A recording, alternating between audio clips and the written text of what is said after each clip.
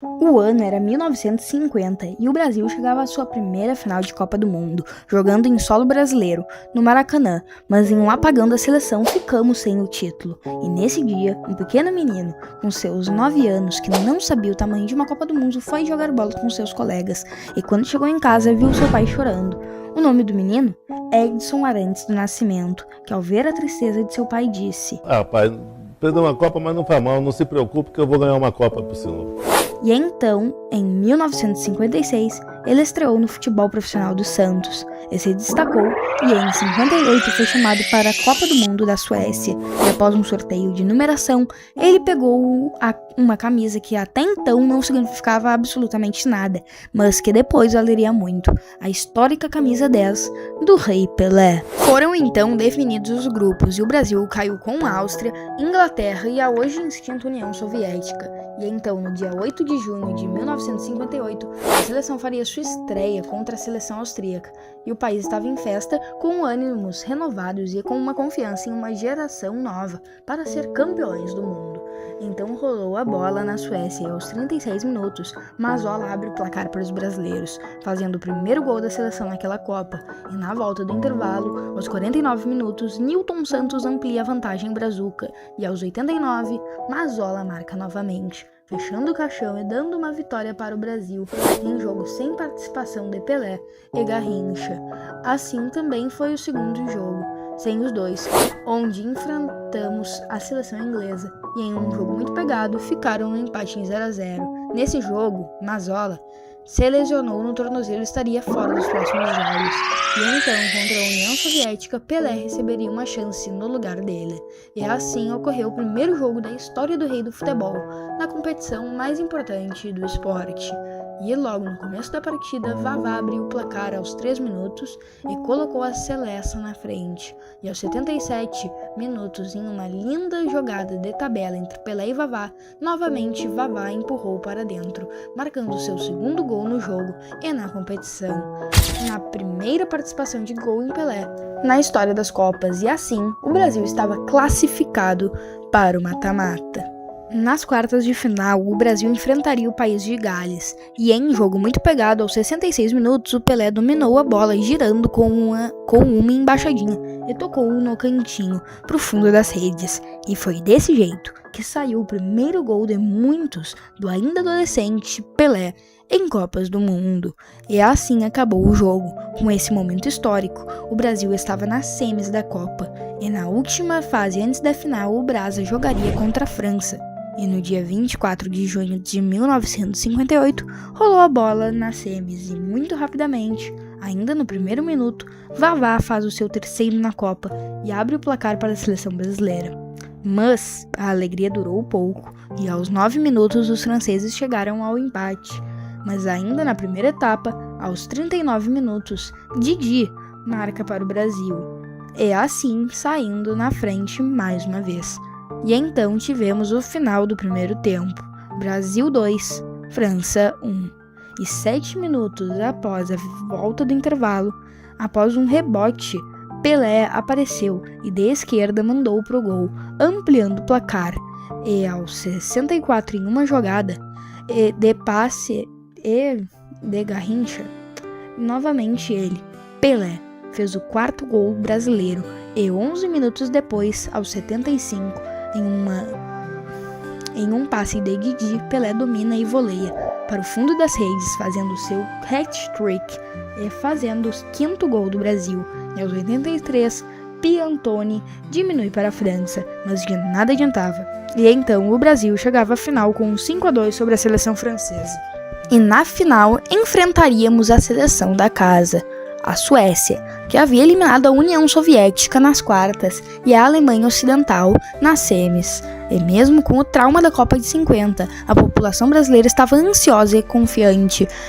E no dia 26 de junho de 1958, a seleção brasileira entrou em campo com seu segundo uniforme, o azul, que inclusive eu fiz um short contando sobre essa histórica camisa que vai estar aí na descrição, o link.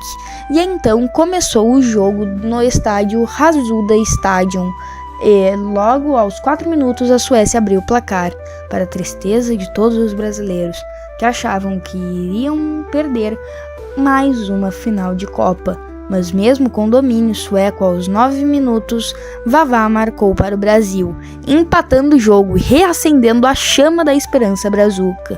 E novamente ele, aos 32 minutos, Vavá vira a partida para a seleção brasileira, para a euforia de todos os torcedores, e assim acaba o primeiro tempo com vitória da seleção brasileira, de virada.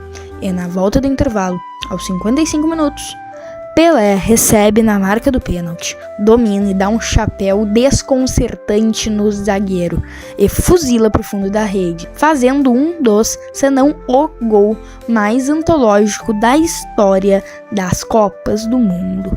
E com isso, o Brasil abriu uma vantagem de 2 gols sobre a seleção sueca. E aos 68, o velho Lobo Zagallo marca para o Brasil, abre 3 de diferença e faz uma histórica goleada, mas aos 80, os suecos diminuíram para 4-2. E no último lance, aos 90, Pelé recebe um cruzamento, cabeceia para o fundo do gol, sagrando a seleção brasileira campeã mundial, assim cumprindo a promessa que havia feito a seu pai 8 anos antes. A Copa de 1962 voltaria a ser na América do Sul, dessa vez no Chile, mas em 1960 ocorreu um terremoto no país, que chegou a ser classificado em 9,5 na escala Richter, sendo o maior terremoto da história do planeta, e assim a Copa poderia sair de território chileno e até mesmo da América do Sul, mas os governantes do Chile garantiram à FIFA que o país se reconstruiria e estaria apto a sediar a Copa, mas tendo que diminuir suas sedes para apenas 4, e assim a FIFA autorizou e aconteceu a Copa do Mundo de 1962. O Brasil caiu em um grupo com México, Tchecoslováquia e Espanha. O primeiro jogo aconteceu no dia 30 de maio de 62, contra a seleção mexicana, e o Brasil ganhou por 2-0, com gols de Zagallo aos 56 e de Pelé aos 73. E assim o Brasa começava embalado na competição, mas no segundo jogo, contra a Tchecoslováquia, logo no início do jogo, Pelé sofreu uma grave lesão, mas na época ainda não existiam substituições. Assim o Rei acabou jogando o resto da partida, mesmo mancando muito, para não deixar o Brasil com 1 a menos em campo. Mas na partida pouco aconteceu, e assim acabou em 0-0.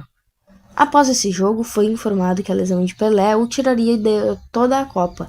Assim, com os brasileiros depositando toda a sua confiança em outro gênio, Garrincha, que ainda se envolveria em uma grande polêmica nesta Copa.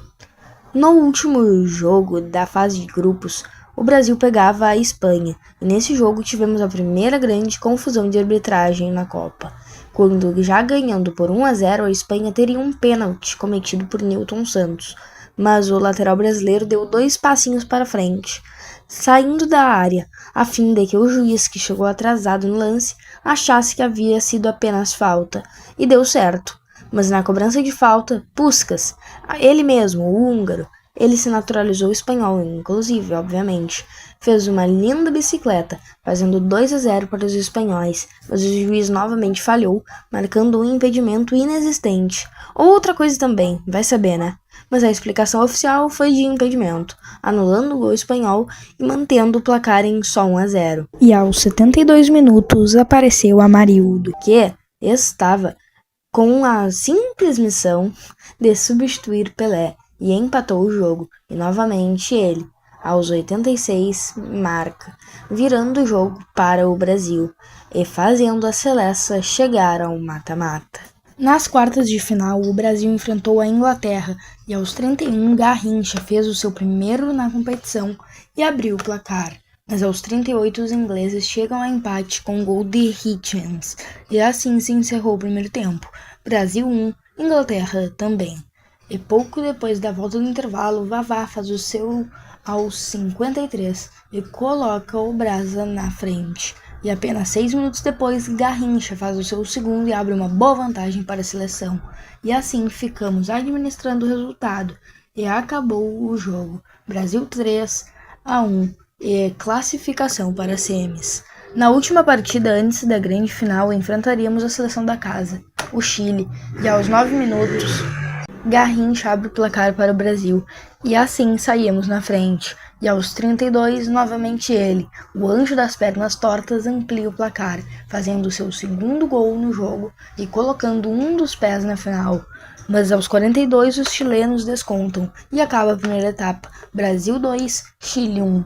E no começo da segunda etapa, Vavá marca aos 47 para o Brasil, abrindo uma vantagem de 2 gols novamente, mas aos 61 eles diminuem a diferença. Mas isso não afeta o Brasil, que vai para cima e marca o 4-2, colocando o Brasil em sua segunda final consecutiva. E com o jogo já resolvido, o momento mais polêmico de toda a Copa, quando, aos 83 minutos, Garrincha é expulso e estaria de fora da grande final. Mas a seleção entrou com um recurso na FIFA e também deu recursos aos árbitros, se aqui você me entende. E o juiz da partida não havia colocado a expulsão na súmula, e em julgamento disse que nem viu o lance, e o expulsou pois o Bandeirinha teria denunciado uma agressão. E quando chamaram o Bandeira, adivinha o que aconteceu? Ele já havia sumido dali, já tinha voltado para casa, e sem o discurso dele, Garrincha foi absolvido e estaria livre para a final. E vários anos depois foi confirmado que o bandeira uruguaio havia recebido dinheiro da CDB, hoje em dia CBF, e a quantia era de $10.000, mas ele só recebeu metade, pois o resto ficou com um outro árbitro de outro jogo que lhe entregou o dinheiro. E há uma história também de que o presidente do Brasil havia mandado uma carta FIFA para tentar a libertação, assim como o governo do Chile, que queria Garrincha na final para aumentar o hype. E então chegamos ao dia 17 de junho de 1962 e o Brasil entrava em campo na final contra a Tchecoslováquia em busca do bicampeonato e rolou a bola no Estádio Nacional do Chile. E logo aos 15 minutos, os tchecos abriram o placar, mas por pouquíssimo tempo, pois 1 minuto depois, Amarildo empata o jogo e recoloca o Brasil na partida, e assim acabou o primeiro tempo com tudo igual entre as equipes, e o segundo tempo foi passando, e aos 69, Zito dos Santos faz o segundo gol do Brasil, colocando uma das mãos na taça, e ainda deu tempo de Vavá, aos 78, marcar o seu, sendo o primeiro jogador da história a marcar em 2 finais de Copa consecutivas, dando o título para o Brasil, e assim, o segundo campeonato mundial brasileiro. E embora não tenha marcado gol na final, Garrincha foi eleito craque da Copa, e assim o Brasa chegava à sua segunda estrela, depois de muita polêmica e futebol. Após 8 anos da Copa de 1962, onde tivemos título do Brasil, chegávamos fortes para a Copa de 70, com uma das melhores seleções da história, o famoso Esquadrão, contando com essa escalação titular: Félix, o goleiro na época do Fluminense, Carlos Alberto do Santos, Everaldo do Grêmio, Brito do Flamengo e Piazza do Cruzeiro. Já no meio-campo tínhamos Clodoaldo dos Santos, Rivelino do Corinthians e Gerson do São Paulo. E no ataque, Jairzinho do Botafogo, Tostão do Cruzeiro e, claro, o Rei Pelé do Santos, e o técnico era o eterno Zagallo. Então tivemos o sorteio dos grupos e o Brasil caiu com Tchecoslováquia, Inglaterra e Romênia. E a primeira partida seria repeteco da final de 62 contra a Tchecoslováquia, e logo aos 11 os tchecos abrem o placar, mas 13 minutos depois Rivelino faz e empata, e assim acaba o primeiro tempo. E na volta, aos 59, Pelé faz o seu e vira a partida para o Brasil. E 2 minutos depois, Jairzinho marca e amplia para 3-1. E aos 83, mais uma vez ele marca, fazendo o 4-1, saindo de uma derrota para uma goleada histórica e os 3 pontos. E assim, íamos para o segundo jogo, contra a Inglaterra, precisando apenas de uma vitória para se classificar para o mata-mata. E foi isso que aconteceu. Em jogo muito difícil, o Jairzinho fez o seu aos 59 e assim acabou a partida. Brasil 1, Inglaterra 0 e classificação antecipada. E no último jogo, contra a Romênia, jogamos para cumprir tabela. e Pelé aproveitou para fazer mais 2 gols, um aos 19 e outro aos 67, e Jairzinho também marcou o seu aos 22. Tomamos 2 gols, mas não importa. Brasil 2, Brasil 3, Romênia 2. E nas quartas enfrentaríamos o Peru. E aos 15 minutos já estávamos com 2-0 ao nosso favor, com gols de Rivelino e Tostão.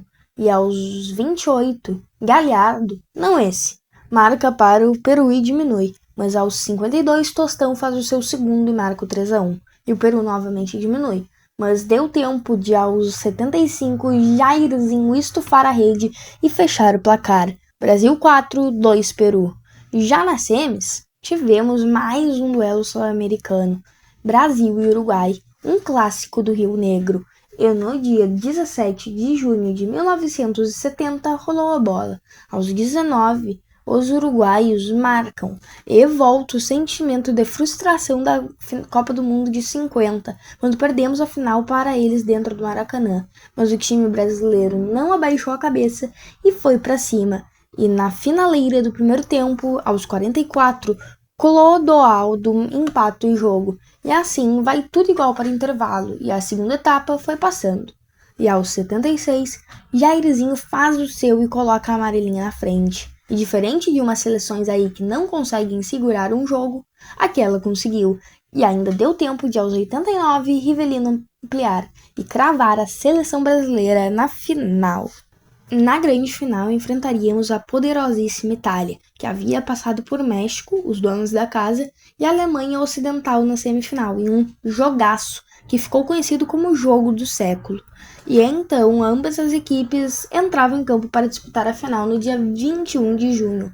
E rolou a bola ao meio-dia no horário de Brasília, e a seleção entrou para a final com a seguinte escalação: 1. Félix, 4. Carlos Alberto, o capitão, 2. Brito, 3. Piazza, 16. Everaldo, 5. Clodoaldo, 8. Gerson, 7. Jairzinho, 9. Tostão, 11. Rivelino e, claro, camisa 10, Pelé, que buscava juntamente com a seleção o seu terceiro título de Copa do Mundo. Então vamos para o jogo. E logo aos 18, Pelé abre o placar da final e coloca o Brasil na frente, mas não por muito tempo, pois aos 37, infelizmente, a Itália empata. Mas isso não nos abala, e continuamos indo para cima, mas até o final da primeira etapa não aconteceu nada. Mas aos 66 o Brasil acha um gol com o Gerson, e a partir dali os italianos abriram completamente e teve baile, com o Jairzinho ampliando aos 71 e terminando a goleada aos 86, com um gol do capitão Carlos Alberto. E assim o Brasil conquistava sua terceira Copa do Mundo, sendo a primeira nação da história a conseguir tal feito. E claro, Pelé também era tricampeão, sendo até hoje o único jogador com essa conquista. O artilheiro do Brasil no campeonato foi Jairzinho com 7 gols, seguido de Pelé com 4, e nas assistências Pelé liderou com 6, sendo o grande craque daquela conquista em sua última Copa. 1994. A Copa do Mundo desembarcava nos Estados Unidos pela primeira vez, mas era o Brasil quem carregava nos ombros o peso de uma nação apaixonada, que há 24 anos esperava pelo título mais cobiçado do planeta. A seleção de Romário e Bebeto entrava em campo não só para jogar, mas para devolver o orgulho a um povo inteiro. Depois do Tri, em 1970, a seleção brasileira viveu décadas de frustração. Em 82, um time brilhante encantou o mundo, mas caiu para a Itália. Em 1986, foi a vez da tragédia nos pênaltis contra a França. E em 90, uma eliminação precoce e sem brilho. A confiança estava abalada, o torcedor duvidava, a imprensa criticava, e quando Parreira assumiu com seu jeito mais tático e pragmático, muitos o rejeitaram. Mas ali, por trás daquele time, havia uma engrenagem bem montada. Tafarel no gol, sempre muito seguro. A zaga com Aldair e Márcio Santos. Na volância, o pitbull Mário Silva e o capitão Dunga, símbolo de raça. Nas laterais, Cafu e Leonardo, substituído depois por Branco. Na frente, Bebeto, técnico e inteligente. E claro, ele, Romário, o gênio, o baixinho, o cara que voltou à seleção por pressão popular e mudou tudo. Na estreia, vitória segura contra a Rússia, 2-0, com gol de Romário. Depois, goleada sobre Camarões, 3-0. O time começava a ganhar mais confiança. E no último jogo da fase de grupos, um empate em 1-1 contra a Suécia, que mais tarde voltaria ao caminho brasileiro. 4 de julho, dia da independência dos Estados Unidos. O Brasil enfrentava logo eles, os donos da casa. Jogo duro, truncado, até que Romário faz magia, dribla 3 e toca para Bebeto marcar o 1-0. Leonardo acabou sendo expulso, sofrido, mas o Brasil passou de fase. Contra a Holanda, em um dos jogos mais emocionantes da Copa, o Brasil abriu 2-0 com Romário e Bebeto, que eternizou a comemoração do Embala Neném, mas a Holanda empatou, 2-2. O fantasma do passado ameaçava voltar. Até que Branco, de longe, acertou uma bomba em cobrança de falta, 3-2, um golaço, explosão de alívio, e o Brasil, de novo nas semis. Já uma fase antes da final, na semi, o Brasil reencontrou a Suécia, um jogo muito pegado, a Suécia fechada, mas Romário, sempre ele, subiu no segundo andar e cabeceou como um gigante, 1-0, e Brasil na final. 17 de julho, Rose Bowl, Califórnia, 94 mil pessoas no estádio, Brasil e Itália, de um lado Romário e Bebeto, do outro Baggio. 90 minutos, nada. Prorrogação, nada. Pela primeira vez, a Copa do Mundo seria decidida nas penalidades máximas. Nas cobranças, Baresi isolou, Mário Santos perdeu, Tafarel pegou, Dunga marcou com raiva, e então o craque italiano, Baggio, foi pra bola e mandou pra fora. O Brasil era tetra. A explosão foi instantânea, no campo, na arquibancada, nas ruas do Brasil. Dunga, símbolo de luta e superação, levantava a taça com os olhos marejados. Era a vitória da garra, do time que acreditou quando ninguém acreditava. O título de 94 marcou uma geração. Não teve show de dribles ou goleadas, mas teve alma, teve coração. Romário foi eleito um dos melhores jogadores do mundo. Parreira calou os críticos, e o povo brasileiro, enfim, pôde gritar: É tetra! É tetra! É tetra! O Brasil é tetracampeão mundial de futebol! Em 2002, o Brasil vivia um período de desconfiança depois de uma classificação sofrida nas eliminatórias. Ninguém imaginava o que estava por vir, mas foi nessa Copa que o impossível aconteceu. O Brasil renasceu e se tornou penta. Nas eliminatórias, a nossa pior campanha da história. Quase não fomos à Copa. A seleção trocou de técnico várias vezes e o time não empolgava. Mas tudo mudou com a chegada de Filipão, o sargentão que chegou impondo ordem. E no meio disso, Ronaldo voltava após 2 anos parado. Muitos duvidaram dele, mas ele tinha sede. Sede de Copa, sede de redenção. A estreia foi contra a Turquia. Jogo duro, complicado, mas Ronaldo mostrou que estava de volta. Gol dele e vitória por 2-1. Richard Rivaldo, perna esquerda, partiu Rivaldo, bateu, gol, gol, gol, gol! Rivaldo também deixava sua marca, com classe e precisão.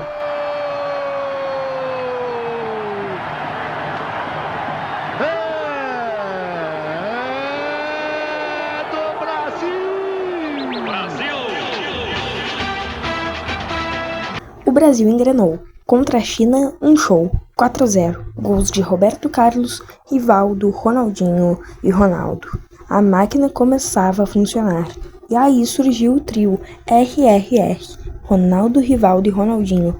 Um ataque que fez o mundo tremer. Nas quartas, um duelo épico. Brasil e Inglaterra. Saímos atrás, mas Rivaldo empatou. E aí, Ronaldinho fez história. Uma cobrança de falta que virou lenda, um gol por cobertura que calou o mundo inteiro. Depois ele foi expulso, e o Brasil teve que segurar o 2-1 na raça. Na semi, de novo a Turquia, de novo Ronaldo decidiu. Um toque de calcanhar, e mais uma final garantida para o Brasil. Chegou a final, o duelo dos gigantes, Brasil e Alemanha, Ronaldo e Oliver Kahn. Depois do trauma de 98, Ronaldo estava pronto e ele brilhou. 2 gols do fenômeno, um monstro, um herói, um campeão do mundo. Brasil 2, 0 Alemanha. O penta era nosso. Ronaldo terminou a Copa com 8 gols. O mundo se curvou ao talento brasileiro. Era a consagração do futebol arte, da superação, da garra e da genialidade. O mundo é nosso. O mundo é brasileiro. Muito obrigada a você que assistiu esse vídeo até aqui, ou que acompanhou a todos os episódios da série. Seguimos porque ainda tem muita história para contar e muito futebol aqui no canal. Inscreva-se, deixa o like, comente, compartilhe para apoiar o conteúdo. Valeu e tchau!